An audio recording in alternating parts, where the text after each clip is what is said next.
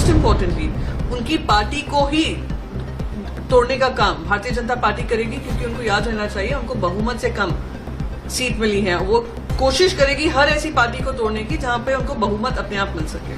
बस यही कहूंगी कि अगर ये संविधान को बचाना है, अगर हमें प्रजातंत्र के उसूलों को बचाना है और पार्लियामेंट्री प्रोसीजर्स को बचाना है और स्पीकर का रोल हो या गवर्नर का रोल हो पॉलिटिकल नहीं करना है, तो हम सब उसका समर्थन करें।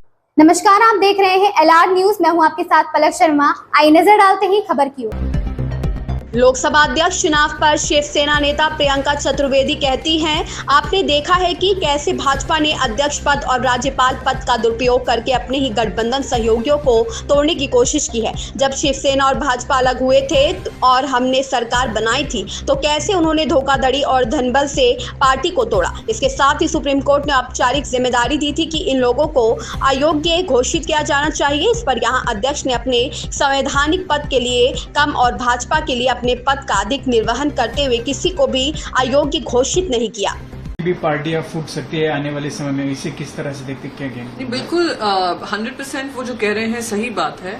आपने देखा है किस तरीके से एक स्पीकर पोस्ट और गवर्नर की पोस्ट का दुरुपयोग कर भारतीय जनता पार्टी ने अपने ही अलायंस पार्टनर्स को खत्म करने की कोशिश की है। जब शिवसेना और बीजेपी का अलग अलग हुए थे और हमने सरकार बनाई थी, किस तरीके से धोखाधड़ी से उन्होंने पैसों के बल पर पार्टी को तोड़ा। साथ ही साथ सुप्रीम कोर्ट ने बाकायदा जिम्मेदारी दी थी कि ये लोग डिस्क्वालीफाई होने चाहिए एज पर शेड्यूल 10। पर स्पीकर जो यहाँ पे हैं वो बीजेपी के ज्यादा और अपनी जो पद है, संवैधानिक पद है, उसका कम निर्वाहन कर उन्होंने किसी को डिस्क्वालीफाई नहीं किया।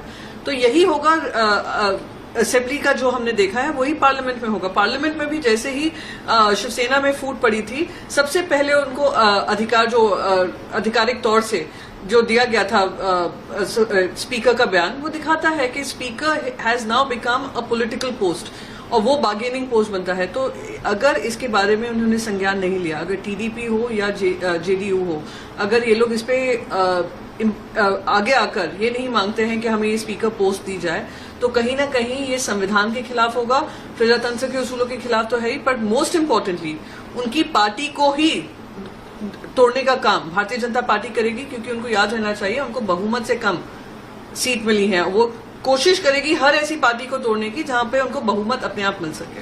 अगर टीडीपी अप्लाई करती है तो शिवसेना सपोर्ट करेगी उद्धव ठाकरे की उनको? हम पूरा इंडिया अलायंस उनको सपोर्ट करेगा, क्योंकि ये हमारे इंडिया अलायंस की बात ही नहीं है, देश की प्रजातंत्र की बात है, देश के संवैधानिक तौर तरीके की बात है।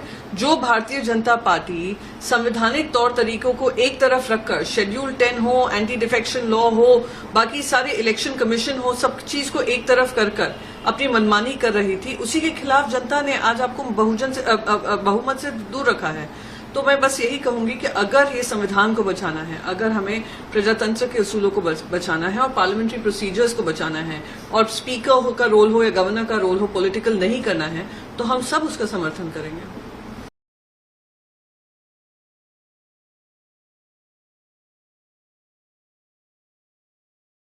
इस खबर में बस इतना ही। देखते रहें LR न्यूज।